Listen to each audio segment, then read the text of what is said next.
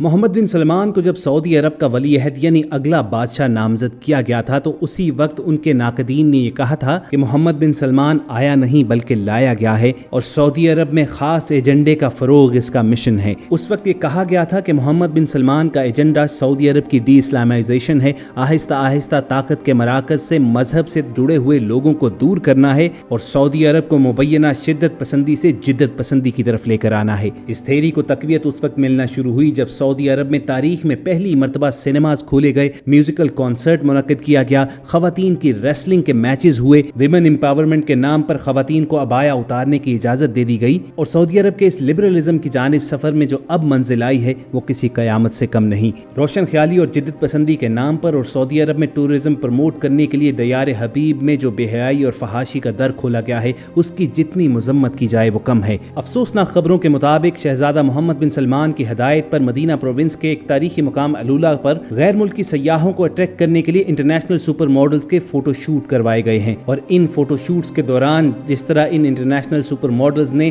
مختصر لباس زیب تن کر رکھے تھے وہ نہ صرف اسلامی شاعر بلکہ دیار حبیب کی توہین کے مترادف ہے۔ سعودی ولی عہد کے ناقدین پہلے ہی یہ الزام لگاتے ہیں کہ محمد بن سلمان اس ملک کو بے حیائی کی ڈگر پر ڈالنے کے لیے آیا ہے اور اب جلتی پر تیل کا کام انٹرنیشنل فیشن میگزین ووگ کے عربی ایڈیشن کے لیے کیے گئے اس فوٹو شوٹ نے کر ڈالا ہے۔ مدینہ پروونس کے تاریخی مقام علولہ میں 24 گھنٹے کے نام پر کیے گئے اس فوٹو شوٹ میں ماڈلز نے انتہائی مختصر لباس پہن رکھے تھے۔ جس مقام کے لیے سعودی شہزادہ انٹرنیشنل ٹورسٹ کو اٹریکٹ کرنا چاہتا ہے اسے یونیسکو نے ورلڈ ہیریٹیج یعنی عالمی ورثہ قرار دیا ہوا ہے، مگر ٹورزم کو فروغ دینے کے لیے بے حیائی اور عریانی کے ساتھ ساتھ نیم عریاں خواتین کو استعمال کرنا کہاں کی عقل مندی ہے۔ پوری امت اس وقت سراپا احتجاج ہے کہ ایسے اخلاق باختہ حرکات کے لیے آخر مدینہ صوبے ہی کا کیوں انتخاب کیا گیا ہے۔ جس کوچہ حبیب میں عشاق احترام سے نظریں نہیں اٹھاتے ہیں اس کوچے میں ایسی اخلاق باختہ فاحشہ اور عادی ننگی خواتین لانے کا آخر مقصد کیا ہے؟ شاید سعودی ولی عہد امت کا ریئیکشن چیک کرنا چاہتے ہیں کہ پہلے جس طرح کامیابی کے ساتھ انہوں نے اپنے ایجنڈے پر کام کرتے ہوئے سینما ہالز کھلوائے، میوزیکل کانسرٹس کروائے گئے،